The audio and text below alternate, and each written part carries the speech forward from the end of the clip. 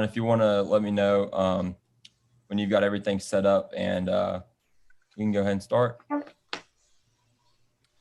It's loading up here in a second. If you want to let me know. There we go. I'm already on this end. Awesome. Sounds good. Well, we'll go ahead and start then. I'd like to welcome everybody to our October meeting. We've got some great lineup tonight. Before we begin, I'd like to welcome a couple special guests. I see some members from a couple other Rotaract clubs within our district, so hello to you all. And then hello to club advisor from Memphis, Ayanna Perkins. And I think that looks like it. So, and then of course, our guest speaker tonight, Mr. Brian Hall, we'd like to welcome him as well. So before we get into things, we'd like to always go through our four-way test, which is of the things we think, say, or do. Is it the truth? Is it fair to all concerned? Will it build goodwill, and better friendships? And is it beneficial to all concerned?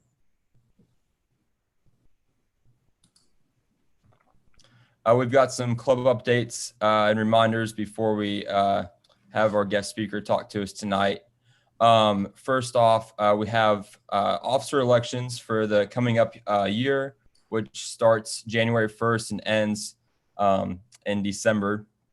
So we'll be posting the officer submission form, which all 4 positions will be open because 3 of them are currently held by seniors. So we will be posting that in our next newsletter.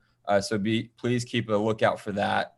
And if you can please submit that form by November 1st, that would be awesome, because then we will have voting will end the November 9th, and we'll have a special meeting on November 10th to discuss the election results. Quick update, Ayanna Perkins is also on the call, who has been extraordinary in putting together our professional panel, which will take place on October 29th at 12:30 p.m. Central Time. And that will be comprised of 4 Rotarian members within our district that will talk about their professional careers and how it is also related to Rotary. With that being said, I'd like to pass it over to John.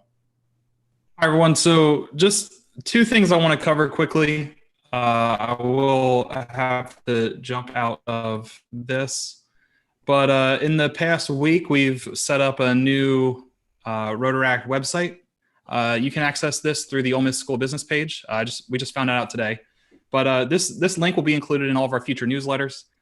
This just gives you a quick reference of how to find us on all of our social media platforms, on YouTube. And then also it'll give you the direct links to our Zoom meetings, or if you just want to watch through the YouTube Live that we simulcast on. As well, there's a page that includes our club calendar. It's a little bit slower because I'm also streaming this video here, but the club calendar will be updated regularly. It'll include all the events that we have planned for the club. As you can see, World Polio Day is this weekend, and we have the professional panel next week. What you can also do through this, again, I have another 2 sets of links here for our members to join meetings, but then you can also go back and view any of our previous meetings that we've saved to YouTube. And then there's a little about section that just kind of covers the members of the group. And then what we're going to do here, I'll build this into the website this weekend, but I want to put together something where if you're not already a club member, or maybe you're not even a student, but you'd like to have access to our newsletter updates, there'll be an area for you to submit your email, and we can add you to our mailing list. If anyone in the meeting now would be interested, you could send me a private message through the chat. I'll record your email and then include you in our next newsletter that's going to go out on Monday. I guess I already backed out of the newsletter itself. I would have liked to show that to you, but I don't really want to dig through my email in front of everybody. But the newsletter is really, it's just going to cover the events that we have upcoming. It'll have links to our meetings. It'll have links to all of our websites, all of our social media pages, and then it'll also just have general Rotary updates. Before I move on and hand the meeting over to Sadie to discuss our next event, I'd like to kind of spring a surprise on everyone here. So I was contacted the other day about a member of ours who deserves some special recognition. So if everyone could just bear with me here for a second. I'd like to congratulate Matthew Eddy on his receiving of the Paul Harris Fellowship. So Rotarians associate the name of Paul Harris Fellow as a tribute to a person who has demonstrated and shared purpose with the educational and humanitarian objectives of the Rotary Foundation. The recognition is named after Rotary's founder, the late Paul Harris, a Chicago lawyer who started Rotary with 3 business associates in 1905. A world of goodwill and better understanding comes closer to reality today because the Rotary Club of Fairhope has made a gift to the Rotary Foundation so that Matthew Eddy can be named as a Paul Harris Fellow. In being presented with a Paul Harris Fellow recognition, Matthew Eddy joins a remarkable company of people throughout the world, all recognized for their commitments to service above self to benefit local and international communities. It gives me great pleasure, Matthew, to present you with this award. The emblems and certificate, Emma has those and she'll give those to you after the meeting. We congratulate you and thank you for your commitment to Rotary's common goals of world understanding and peace. Could you all please join me in congratulating our newest Paul Harris Fellow, Matthew Eddy. Thank you, John. That's a very sobering moment, very breathtaking. So I'm very appreciative. Kind of at a loss for words right now, but thank you to the Fairhope Rotary Club for that, and thank you to everybody that I've worked with in founding the Ole Miss Rotaract Club. It has definitely been one of my most memorable experiences here at Ole Miss. And I am glad that I'm able to take the Paul Harris Fellow Award and carry that with me throughout the rest of my life. So thank you very much, and I'm very honored to receive that tonight.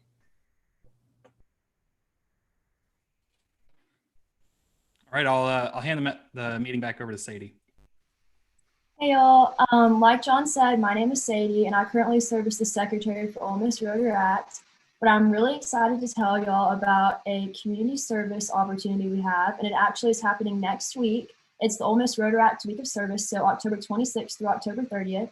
And we have a couple of ideas for y'all to get involved within our community. Some things you can do are assist the elderly with yard work or picking up their groceries. You can pick up trash, maybe if there's trash around your apartment complex or a trail that you've walked that you've noticed. You can donate to a food pantry or an animal shelter. And you can also write letters to veterans at the Oxford Veterans Home. And we just ask that if you do this, please email our Ole Miss Rotaract email, and then we're going to post it onto our social media. So, thank you. Yep, awesome. And thank you for that, Sadie. We're really excited about next week, and also sending in your pictures of you guys doing your service opportunities so we can post those on our social media like she said. So tonight, our speaker is Mr. Brian Hall, and he's going to be talking to us about World Polio Day, which is this Saturday, October 24th. I don't want to get into too many details, but we did cover polio and kind of some of the roles that Rotary has played in combating the disease. So tonight, I'd like to introduce to you Mr. Brian Hall. He is a member of the Rotary Club of Covington, Louisiana, and he has served his club in many positions and has also served District 6840 as a membership chair, district trainer, Paul Harris Society chair, and annual fund co-chair. He was active with the host organizing committee of the 2011 Rotary International Convention, where he served as the chair of the technology committee and as a member of other additional committees. He served Rotary Zone 31 as Assistant Regional Rotary Public Image Coordinator in 2013 through 2014 year, as an Assistant Regional Rotary Foundation Coordinator in the 2016 through 2019 years, and now as the End Polio Now Coordinator from 2019 to present. He served as District 6840 governor in the 2014-2015 Rotary year. Brian served as a training leader at the International Assembly in both 2018 and 2019. Brian is currently serving as the chair of the Water, Sanitation, and Hygiene Rotary Action Group Operations Committee, the chair of the past District Governor's Fellowship, and the treasurer of Hand Wash. Brian has been married to his wife, Lynn, for 27 years. They currently reside in Madisonville along with their 2 children. Keely, their daughter, is 19 and attends the University of Mississippi, Hotty Toddy. Patrick, their son, is 16 and attends Mandeville High School. Brian was born and raised in Jackson, Mississippi, and has worked as a CPA for several years before changing his career to become a computer programmer. In 1998, he and Lynn relocated to New Orleans, where Brian decided to merge his backgrounds and begin consulting with companies regarding business and financial systems. In 2000, he and his 3 others formed AIM Technologies to provide information and business systems sales and consulting. Without further ado, I'd like to pass it over to Mr. Hall. Thanks, Matthew. Excuse me. I appreciate that. That's a mouthful. I appreciate that. So it's wonderful to be with you guys here tonight. And I do want to give a shout out. I dragged my daughter Keely to the call, and she's doing something that none of you should ever do, which is sit on this call and drive at the same time. And she's grounded now. She doesn't know that, didn't know that until now, but she's grounded. But no, she by virtue of my activity in Rotary has been heavily involved in Rotary for a lot of years. She's made it to a couple of Rotary International conventions as well. And so she's, if I were you guys, I would put the full court press on her to join your Rotaract Club. I'll do that from home too. I think that's an easy target for you guys. I do want to say too, Matthew, congratulations on the Paul Harris Fellow. I think that's really, really cool. And I don't know how much you guys know about that. And so one of the ways I always like to talk about that is that in order to become a Paul Harris Fellow, there has to be about $1,000 worth of giving to the Rotary Foundation. And so essentially, Matthew, that $1,000 has been given to the Rotary Foundation in your name. But it's easy to look at that and consider it $1,000. But I think the better way to look at that is to realize that $1,000 worth of global service is being done in your name around the globe, you know? And so like the projects we do in India, the projects that we do in Guatemala, the projects that we do in the United States, I tell people you become a shareholder in everything that Rotary does when you give to the Rotary Foundation. And Matthew, you become a shareholder in what the Rotary Foundation does. And to me, being a part of that global service is magical. And that's one of the fantastic parts about Rotary is that international aspect of Rotary. And by the way, if I start going over things that you guys have heard before, if I start talking about things that you've heard and you get bored, you can like in chat or something or unmute yourself and just say, dude, we're bored, and we'll move to something else. It'll all be good. So, but one of the magical things about Rotary is those international connections and the friends that you make, both in your club and outside your club. If you do Rotary right, you get outside the club and you start doing these international things. It is truly overwhelming sometimes to see how Rotary works at an international level, to go to one of these conventions and you see people in their native garb, and you see how they're dressed from all around the world, and you realize that there are 30,000 people, sometimes 45,000 people in this room from around the globe, and they all care about making a difference in their world. And that's really magical. So none of that is why you asked me to be here tonight. So we're going to move on to actually what I was asked to talk about. And again, if you've got questions about any of this, feel free to ask. I'm happy to share with you. So let's talk for a few minutes about polio, what polio is, what Rotary's role has been in the fight against polio, and what we've got left to do, and how perhaps you can take part. polio is a virus, and it's incredibly contagious, generally passed through contaminated water. And so that will tell you why a lot of these third world countries have had so many problems in eradicating polio. Since it's passed through the water, and by the way, you will hear about testing and monitoring that they continue to do in countries where polio has been eradicated. The way they monitor these things, frankly, is that they test sewage, they test water and see if there's poliovirus in the water. And if they find these environmental samples are positive for polio, then they know they've got to go in and do some more immunizations. But that's how polio gets passed around. It attacks the nervous system, and it can lead to paralysis. And so if you go and you look at some of these old pictures, you'll see iron lungs. And I don't know if any of you guys have ever seen a real iron lung.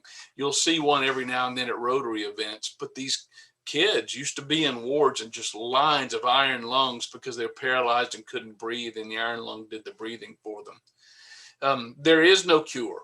There's no cure for polio, but there is a vaccine. And that's what we hang our hat on, is the fact that we can vaccinate children and stop the transmission of this disease. Now, there were 3 types of poliovirus, and they're very cleverly named: type 1, type 2, and type 3. And of these 3 types of virus, the only one that's still actively communicated is type 1. Type 2 and type 3 have been eradicated.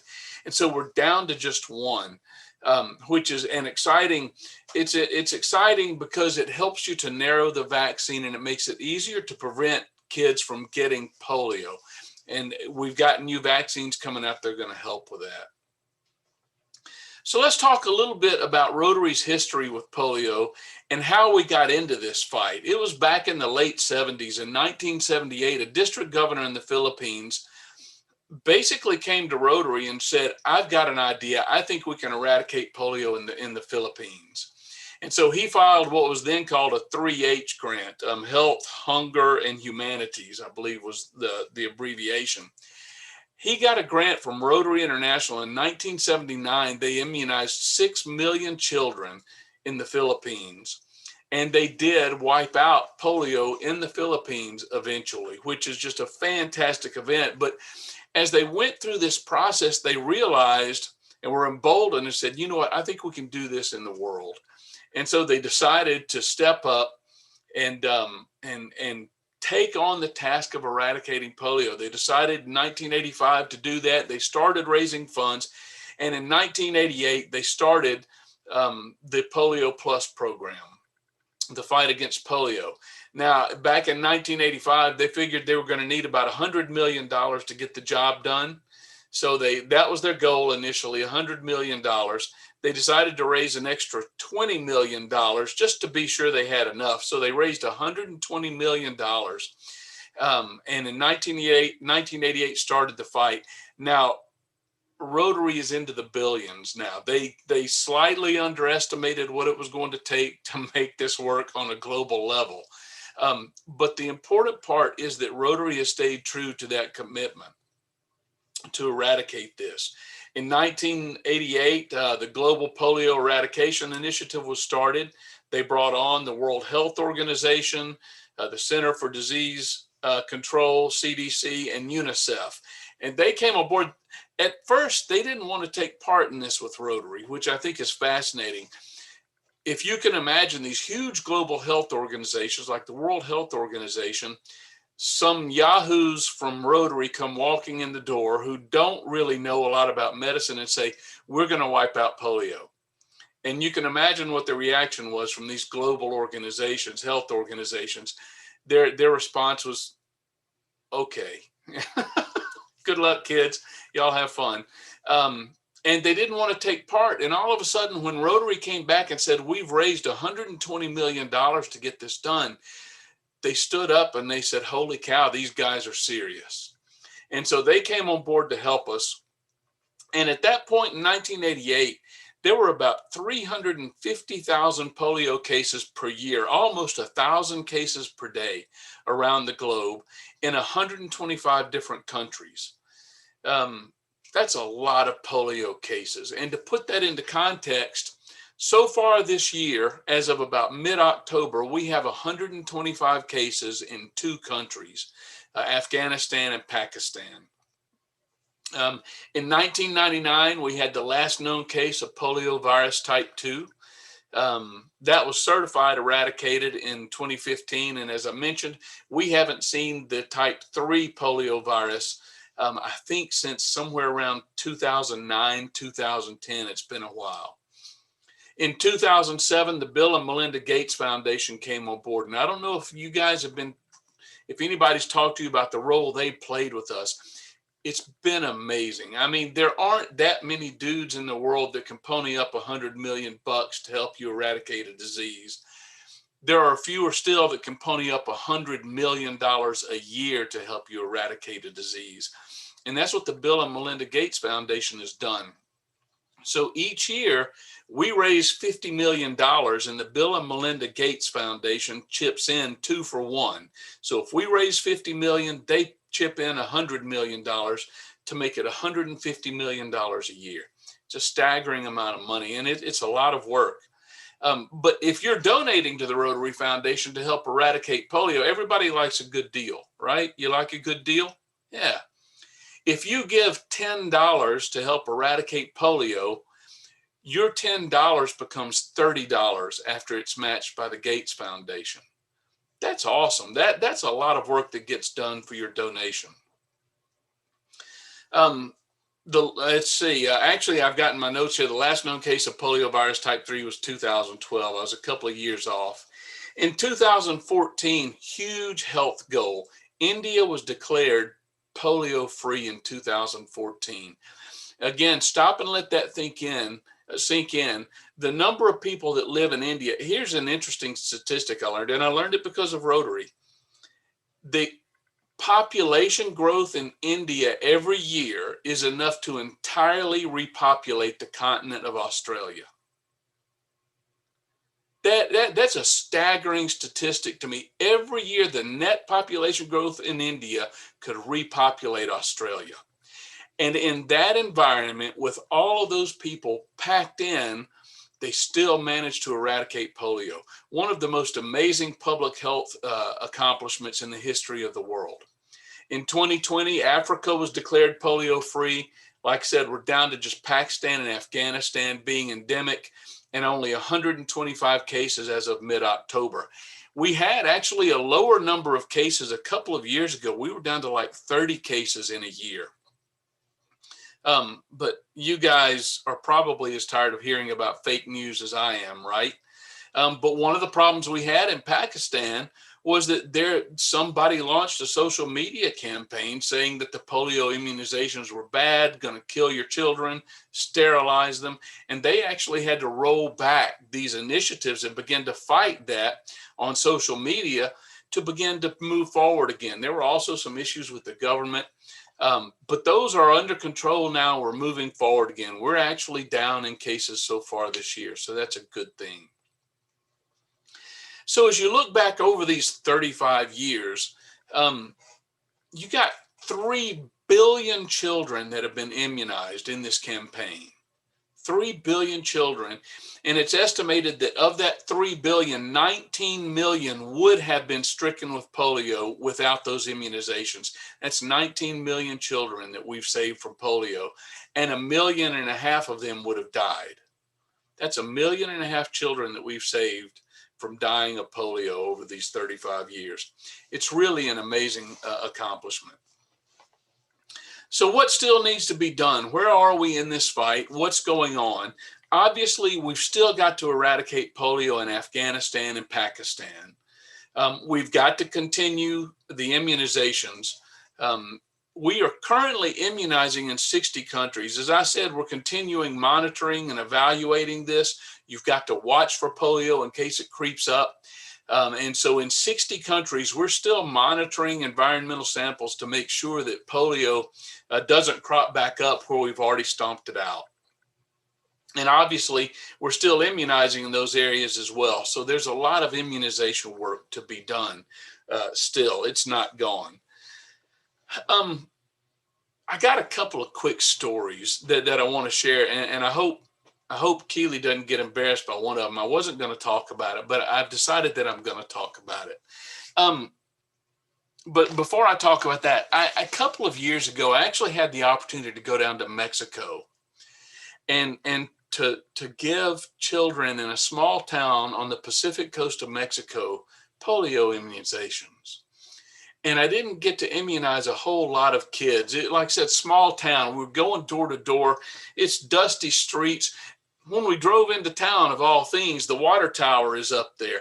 And the water tower has a huge Rotary emblem on it because Rotary had put the water tower in town. And Rotary had built tons of infrastructure in this poor town to help it grow and to help the children be more healthy.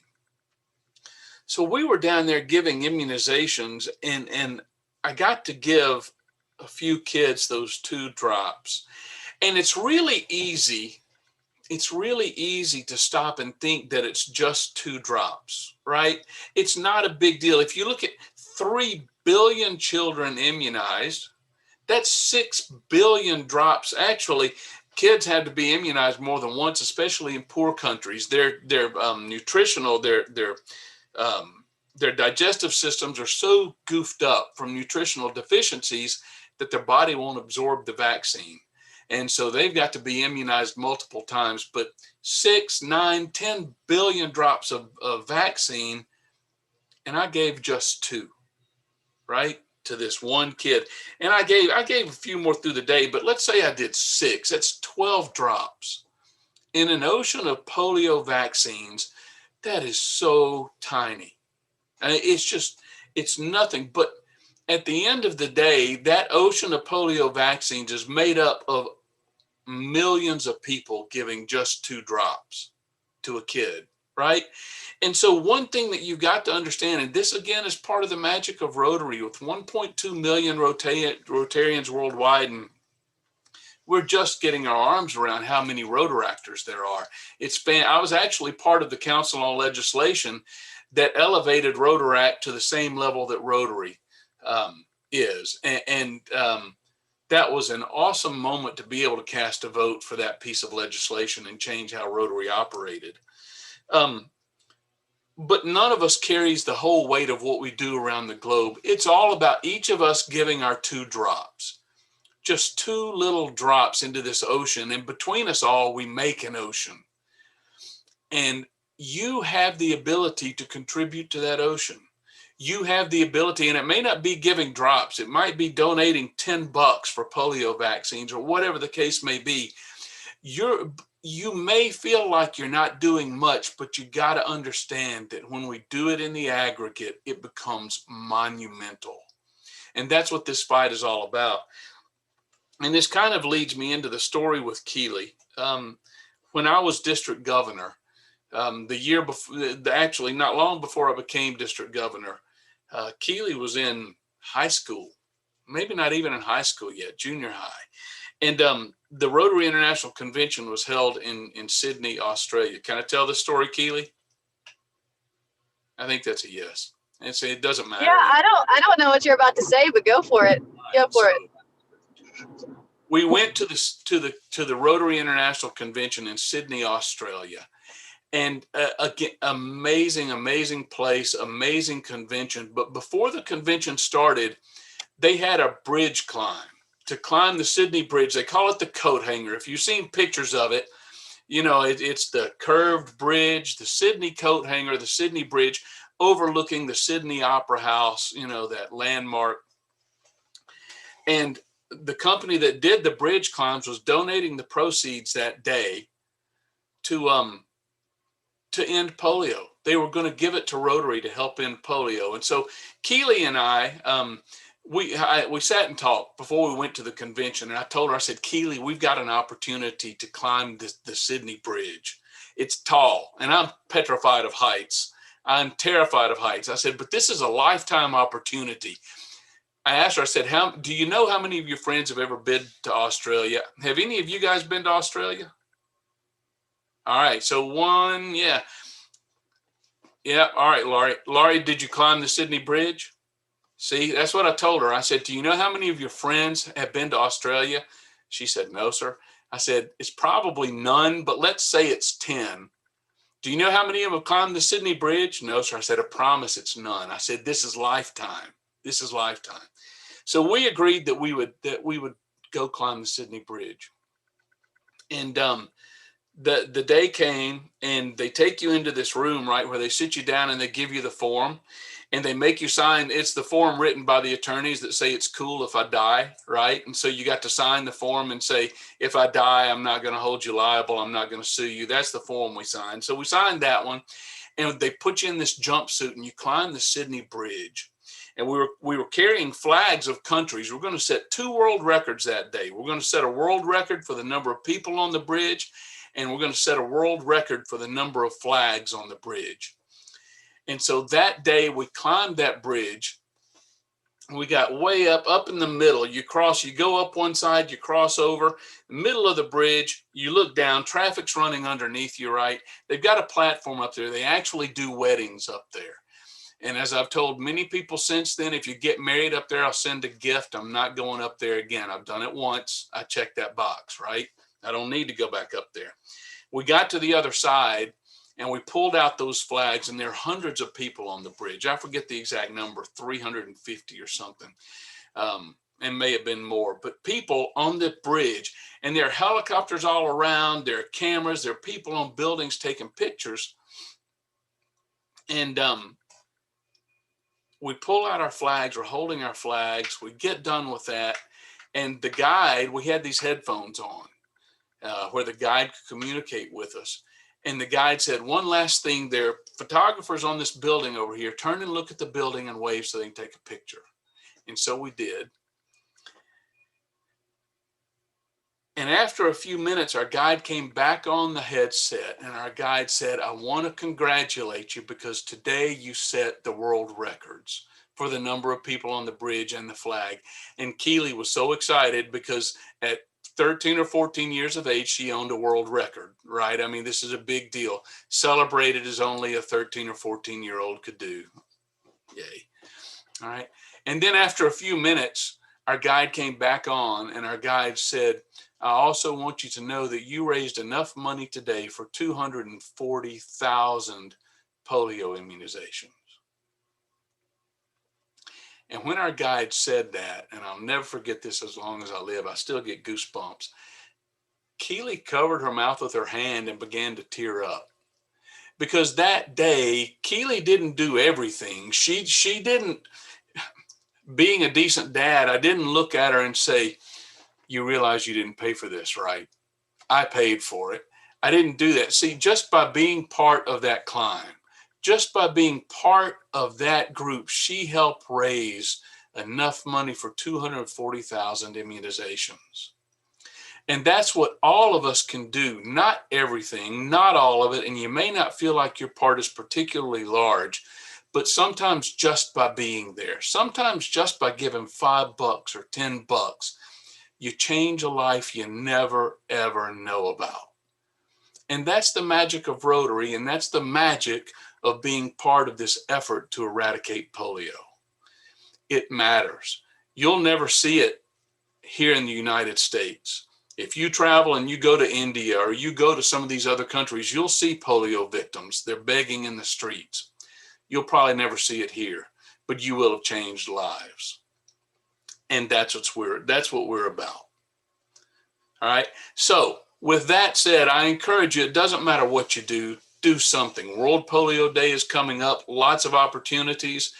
I'm not saying it's typically Louisiana stuff, but we're having a virtual pub crawl Friday. You know, we've got a few breweries that we're going to visit virtually. It's going to be a good time. We're going to raise some money for polio. So do something, find something to take part of and play a part in what is going to be one of the biggest wins in the history of mankind. When it's all over, we'll all get to celebrate together because we all took part. So with that said, any questions, any comments, anything I can do for you, answer for you? Well, Mr. Hall, what a wonderful presentation, and some amazing, really amazing stories that I'm very glad that you were able to share with us this evening. I guess I do have one question. As far as your role with the Water and Sanitation Rotary Action Group, how is that correlated, or has it correlated with your role working with polio?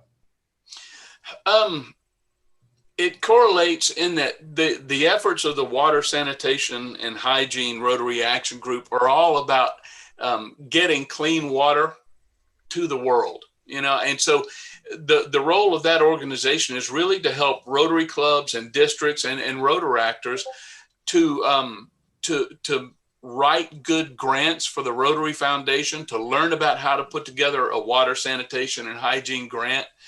We offer technical services. So if you're trying to put together that type of grant, what kind of a well do you use? That kind of stuff. And so there has been a Rotary impact only insofar as it provides clean water and sanitation and hygiene. They aren't directly linked. We talk about it, but there's not a hard link there. Yes, sir. Well, I appreciate that. And then I guess if you wouldn't mind just sharing a few details. I know that you really went in depth about your trip to Mexico and what a really surreal experience that was for you. What else do you do as your role as Zone 31 polio coordinator? Well, this is actually a big part of it, is just things like this. So speaking to you guys tonight, I'm going to speak to a local Rotary club Thursday evening. I've actually got another local club, but I'm going to be sitting in virtually because I've also got that Water, Sanitation, Hygiene Rotary Action Group is called WashRag for short, right? And so I've got a WashRag event Thursday night. I got polio events Friday and Saturday. So helping to organize these things, helping to bring resources to this, really working to help people be aware of the fight that we've still got going on against polio. That's the biggest part of my role. And I actually serve as kind of a territory coordinator for In Polio Coordinator. So I've got this zone, we're in Zone 31, and then Zone 30 and I think 28 and 29. I've got 4 zones that I'm actually responsible for. But the other 3 zones have their own people like me. Oh, wow. That's very impressive. A lot of keeping up to do, it sounds like. Well, it's fun, man. You meet the most amazing people in Rotary. And it's just, and they're so unassuming. I was at a different Rotary International Convention, and I sat down at lunch with John Huco, who is now the CEO. That's his title now, CEO of Rotary. And across the table from him and just to my right was this quiet guy who was obviously Middle Eastern. And turns out he's from Pakistan. And he is the country polio chair for Pakistan. And this dude has gone toe-to-toe with the Taliban. And I didn't know any of this. Just wound up sitting at lunch with him, met him, shook his hand. And then I went and looked online. I did a quick search for him, and I found like an article in the New York Times about this dude and the work he was doing around polio. And I had no idea. He would have never told me that. And so you sit down and you meet these people that are just doing incredible work. The people are amazing. Yeah, I can't relate to you as far as somebody of that high esteem, but I can definitely relate in the sense that Rotary is a great organization to be able to meet others that are also kind of like-minded as far as serving others. So I really would like to thank you for your time this evening and giving it to us. And thank you so much for also educating some of our members as far as the role that Rotary has played and is continuing to play to eradicate polio. With those 120 cases left in just 2 countries. So we're very close, and keeping those vaccines rolling is very important. So, and with that being said, thank you so much for your time, Mr. Hall. John, if you would like to throw the presentation back up. Absolutely. I just want to check quick. Did anyone else have a question?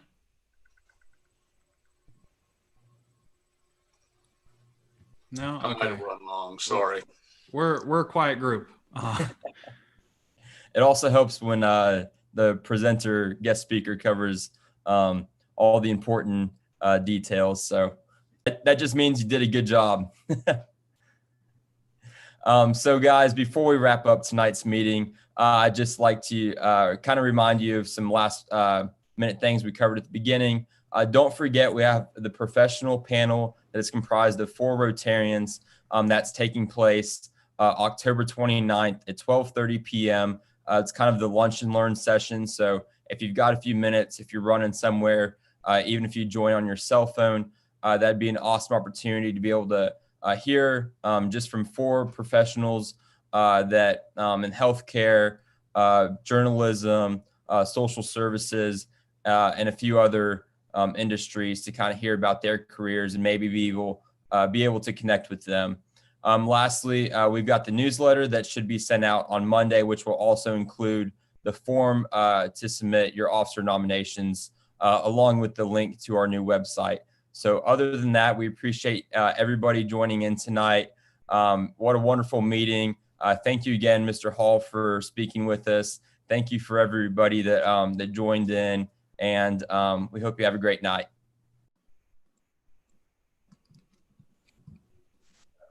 Thank you, Mr. Hall. Anytime, happy to do it.